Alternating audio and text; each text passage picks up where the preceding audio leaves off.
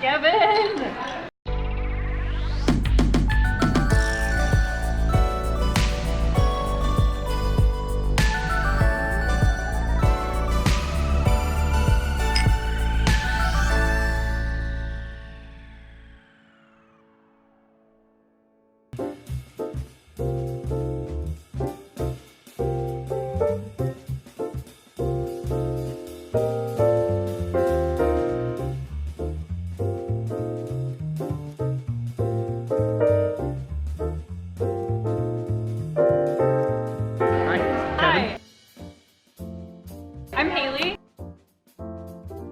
Kevin.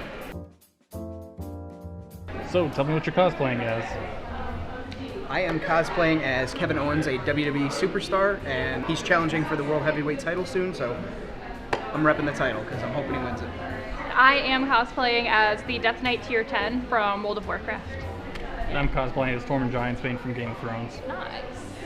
What about your characters do you identify the most with?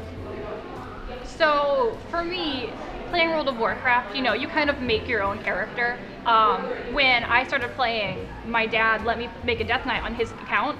So, and I was really, really young. So I just really associate the Death Knight and the abilities and like the power that's behind that class with my dad and growing up and going through adolescence and everything. So to me, like, it's just an extension of myself. I feel like for my characters, how I relate to this character is more like you can be a very serious and rough kind of guy, but then break the tension with, you know, a crude sense of humor and stuff too. Something I'd love to do. For Kevin Owens, in my case, again, he's, you know, a big guy that made it in a very athletic and very, you know, pretty driven world, and he can still go with the best of them, and I love that, and it really syncs up with what I'm trying to do in my life. You guys ready for a hypothetical? Oh, you know it. Let's go. All right, this is the category is Zompire. You die suddenly, but wait, in the afterlife, you're given a choice. Come back to life as a zombie with full control over your impulses and return to life with your friends and family. However, you will only live for 2 more years, or you become a beautiful vampire, Twilight style. You'll live forever, but you can only feed on grandmothers. What do you choose? Grandmothers? Grandmothers, only grandmothers. I don't know if I want to feed off of my grandma. That's a little weird. So what do you think? Are you leaning towards the zombie, but you only have 2 years, or are you going? Does for it the have Twilight? to be like a human grandmother? Yes. I'm Okay. leaning towards yes on this one. This says Twilight style.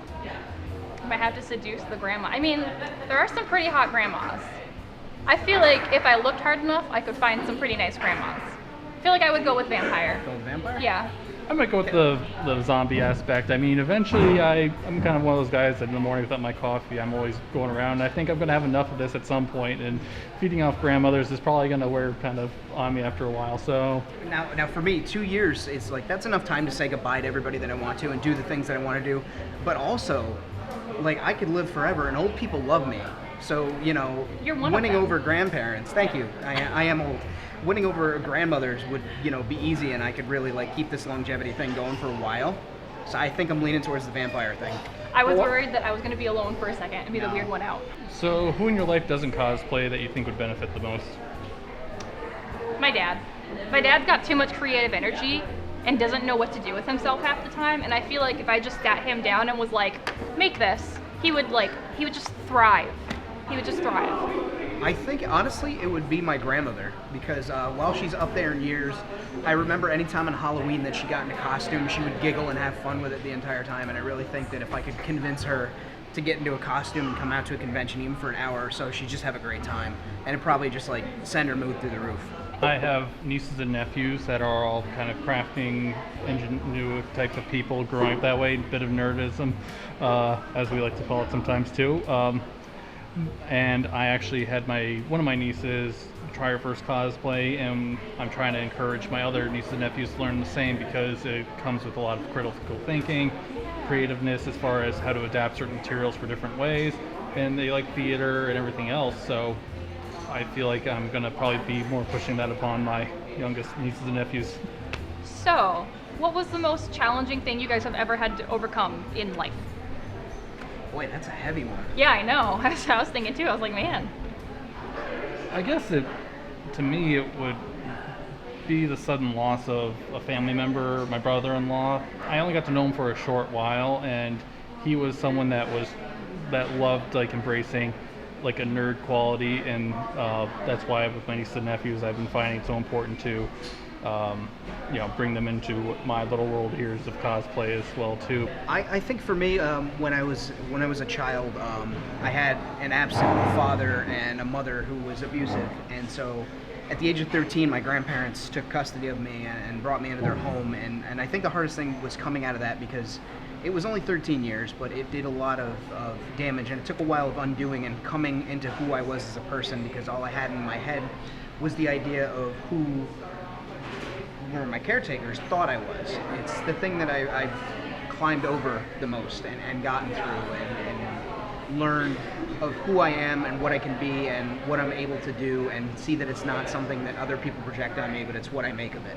So I think the most challenging thing that I've had to overcome so far through life is my husband is Navy, and I was born and raised in Charleston, South Carolina. I had my own little bubble, never strayed from my bubble, never left, and then all of a sudden I was 19, had just turned 19, and my husband Justin was like, we've got to go to New York. I was like, oh my gosh, like I had to uproot and leave my family and everybody that I grew up with and pop myself down here in Albany.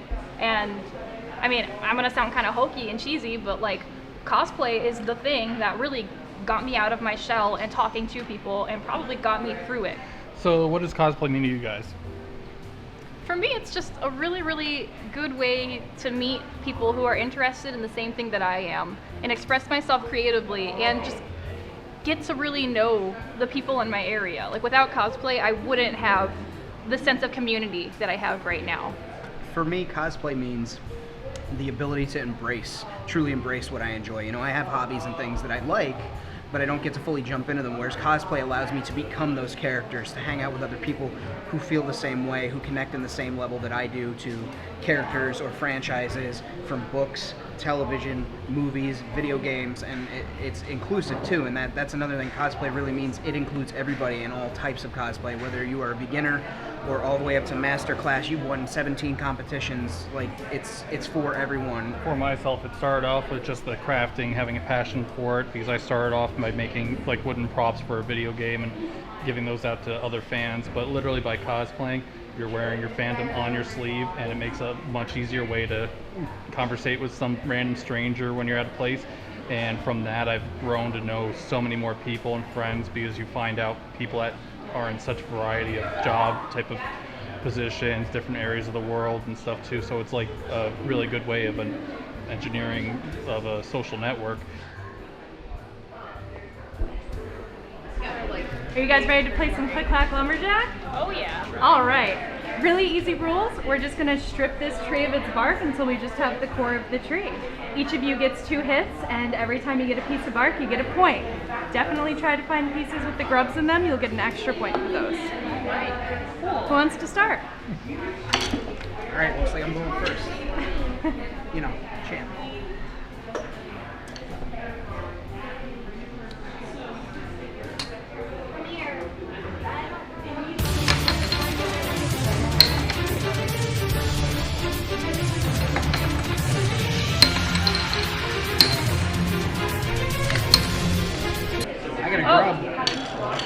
You've got a grub.